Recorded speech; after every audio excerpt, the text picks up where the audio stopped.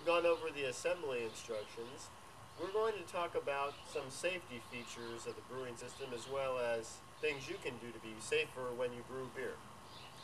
First off, we recommend using safety goggles. Long sleeves to protect you from any spray back of the boiling process, and high temperature gloves such as oven mitts or welding gloves. We also recommend you use a long lighter such as a barbecue lighter when lighting the propane burners. You'll want to have some Teflon tape handy just in case you spot any leaks. And a wrench would come in handy also.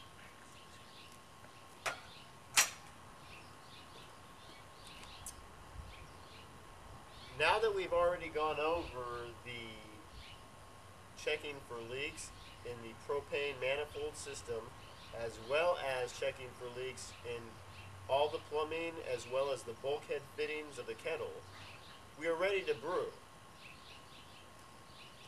First off, we have connected the hose, a water-safe, food-safe hose, to the brewing system. And we filled up the hot liquor tank up to the top.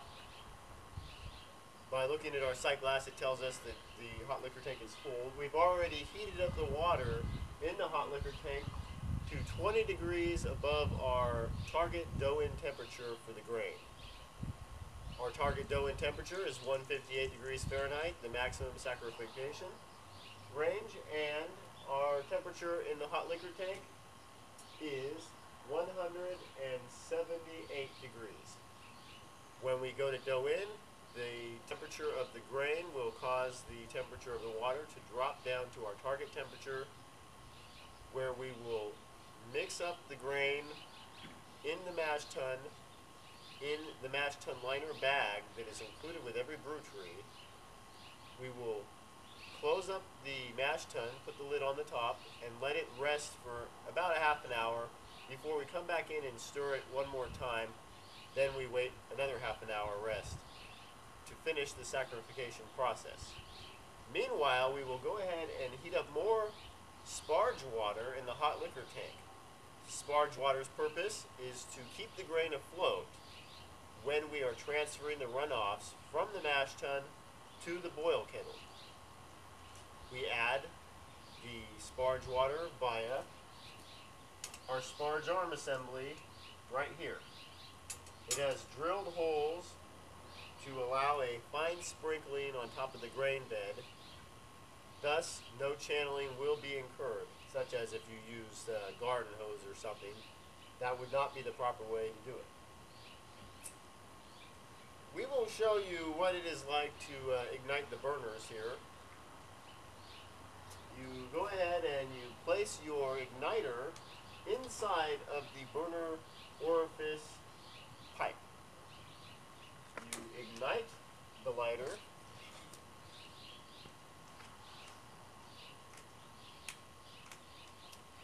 Sometimes it doesn't work with gloves.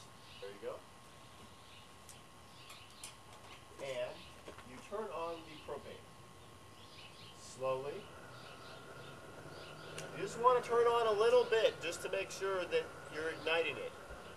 If it fails to ignite, you will turn off the burner by turning the burner control to the right until it can go no further, and wait a few minutes, approximately 5 minutes, for any propane to leave the propane manifold assembly, the burner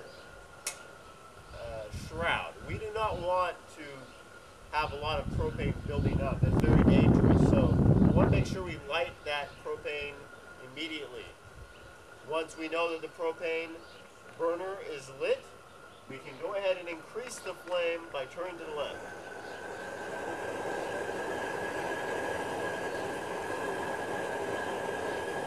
Heat shields are included with your Brewtree system to protect both the sight glass and the 3-inch dial thermometer from the burner.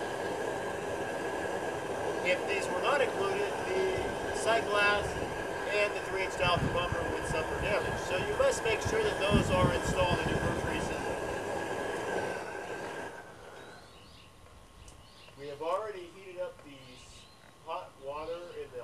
tank to the correct temperature. We're ready to dough in now.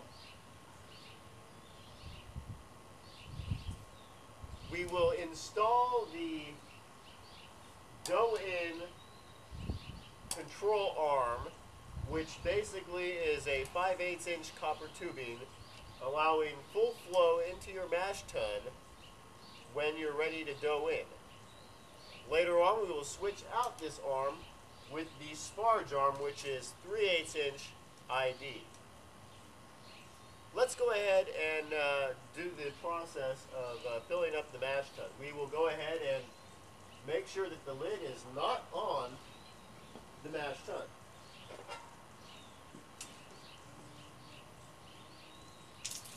We already had some water in there from earlier. If you overheat the water in the hot liquor tank, simply transfer some to the mash tun. Let it go out by opening up the mash tun outflow valve. Close the mash tun outflow valve and turn on the water inlet. Cold water will rush in and balance out the temperature in the hot water tank. You want to do this in small increments so you don't overdo it, but this is a great way of adjusting the hot water tank temperature. Now we will go ahead and make sure that our mash tun outflow valve is closed. We will go ahead and open up the hot liquor tank outflow valve and fill up the mash tun approximately halfway. Then we can go ahead and add our grain, stir it, and check the temperature. And the temperature is below normal. We will go ahead and add more hot water to raise the temperature. If the temperature is above what your target temperature is, you can easily add cold water by leaving the hot liquor tank outflow valve open and opening the water inlet valve. Cold water will rush directly into the mash tun. All the while, we've also sanitized our counterflow wort chiller by heating 5 gallons of water to boiling in the boil kettle, opening the outflow valve on the boil kettle, and running that boiling hot water through the counterflow chiller and into a bucket. Both sanitizing the counterflow chiller as well as sanitizing the outflow vinyl tubing. We can monitor the fill level by looking at our sight glass if your unit is equipped. After we run all the boiling hot water through the counterflow chiller, we will go ahead and close the outflow valve on the boil kettle. After that, we will go ahead and fill up the boil kettle with another 5 gallons of water mixed with iota-4 sanitizer mixture. Then we will run this through the counterflow chiller. But before we do that, we want to go ahead and turn on the counterflow chiller water inlet valve, the coolant valve. This will cool the counterflow chiller back to room temperature, and then the sanitizer solution will work more effectively if it is at a cooler temperature. The time rest between doing those two things, boiling the hot water, running through the chiller, as well as putting the iota-4 solution through the chiller, would be about 5 minutes. You want to allow the boiling hot water to rest in the boil kettle, counterflow chiller for about 5 minutes to sanitize the chiller.